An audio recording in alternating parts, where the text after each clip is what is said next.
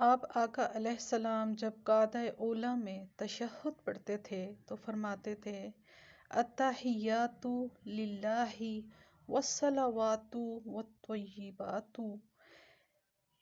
کہ اے اللہ میری ساری قولی، ساری بدنی اور مالی عبادات صرف اور صرف اللہ تعالیٰ آپ کے لیے ہیں، یعنی آپ کے لیے ہی خاص ہیں۔ اب آپ یہ دیکھیں کہ قولی عبادات ہماری کیا ہیں۔ جو کچھ بھی ہم روزمرہ روٹین میں باتیں کرتے ہیں اس سے ہمیں چیک کرنا چاہیے کہ ان باتوں میں کتنا سچ ہے، کتنا جھوٹ ہے، اس میں غیبت تو نہیں ہے، چغلی تو نہیں ہے، کسی کے ساتھ فساد مچانا، جھگڑا کرنا تو نہیں ہے،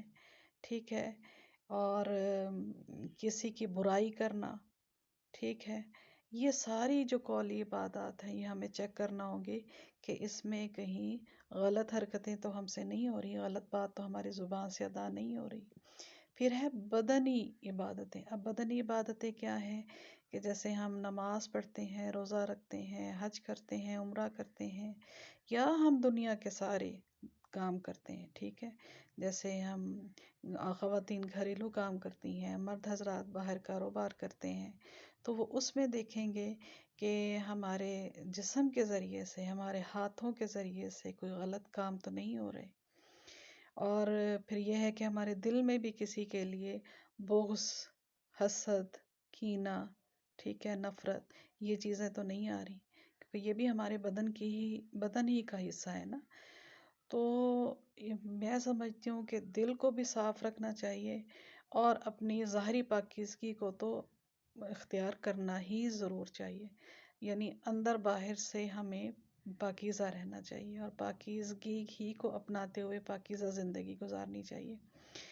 اب بعض دفعہ ہمارے جو لوگوں کے ساتھ معاملات ہوتے ہیں وہ اس طرح کے ہو جاتے ہیں کہ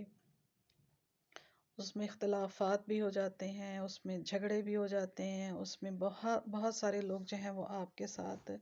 ان کا رویہ اچھا نہیں ہوتا، آپ جو ہیں ہمارا دل جو ہے وہ ان سے کھٹا ہو جاتا ہے، یا بہت ہی زیادہ ہمارا دل میں ان کے لیے میل آ جاتی ہے۔ تو ہم نے کیا کرنا ہے کہ ہم نے اللہ کی رضا کی خاطر ان کو معاف کر دینا ہے۔ لیکن اگر ایسے لوگ جو جہالت پر اتر آئیں اور بات بات پر تانے دیں، جھگڑا کریں یا آپ کے خلاف سازشیں کریں، تو آپ نے کیا کرنا ہے کہ اللہ نے فرمایا ایسے جاہل لوگوں کو سلام کریں اور ایک طرف ہو جائیں، ان کے ساتھ بحثوں میں مت پڑیں، لڑائی جھگڑے میں مت پڑیں، ٹھیک ہے، اور ان کے لیے دعا کرتے رہیں ان کے حق میں۔ اور یہ ہے کہ اگر آپ ان کا ساتھ کوئی اس طرح کا ریلیشن ہے کہ آپ ان کو دیتے ہیں تو وہ دینے کے لحاظ سے،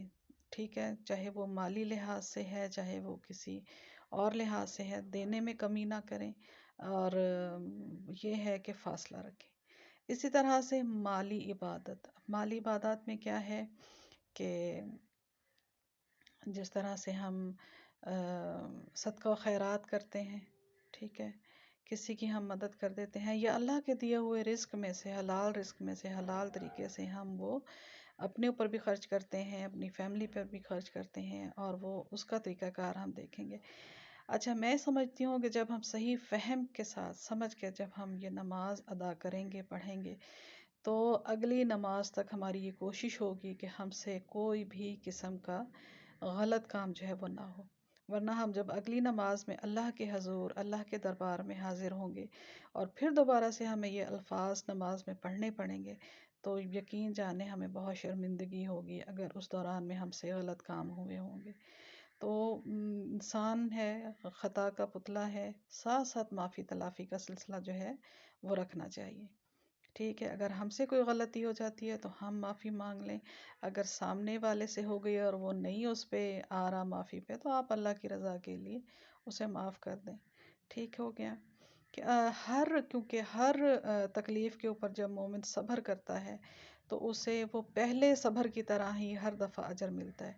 کیونکہ انسان کو تکلیف تو ہوتی ہے، جب وہ انسان دوسرے انسان کو دیکھتا ہے تو وہ اس کو یاد آتا ہے کہ اس نے میرے ساتھ کیا کچھ نہیں کیا، تو لیکن یہ ہے کہ پھر اللہ کی رضا کی خاطر جب وہ صبر کرتا ہے تو پہلے صبر کی طرح ہی اس کو ہمیشہ اجر ملتا رہتا ہے، سبحان اللہ، دنیا میں بھی آخرت میں بھی۔ اور پھر ہم کہتے ہیں السلام علیکہ ایہا النبی ورحمۃ اللہ وبرکاتہ، کہ آپ نبی علیہ السلام، آپ پر اللہ تعالیٰ کی رحمتیں، سلامتی اور برکتیں ہوں۔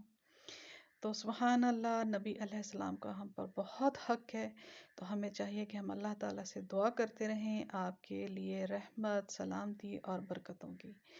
اور اس کے بعد پھر ہم کہتے ہیں السلام علینا وعلی عباد اللہ الصالحین،